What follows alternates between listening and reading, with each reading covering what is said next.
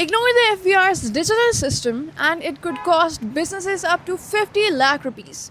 The Federal Board of Revenue has proposed strict new penalties under the Budget 2026 to bring businesses into its digital tax network. According to the finance bill, businesses that fail to digitally integrate their operations with the FBR within the prescribed deadline could face a fine up to 1 million rupees. If violations continue, authorities may seal the business, while repeated non-compliance could result in additional fines up to 5 million rupees. The proposed reforms also target fake tax invoices. Businesses or individuals issuing fake invoices could be fined an amount equal to the full value of the invoice, and the FBR plans to use an automated enforcement system to detect fraud and automatically cancel tax credits obtained through fake invoices.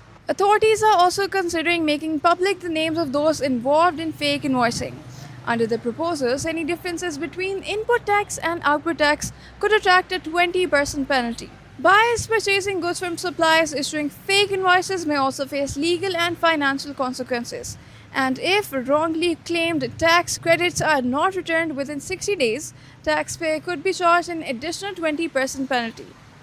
The measures are part of the government's broader effort to strengthen tax compliance, expand digital integration, and crack down on tax evasion.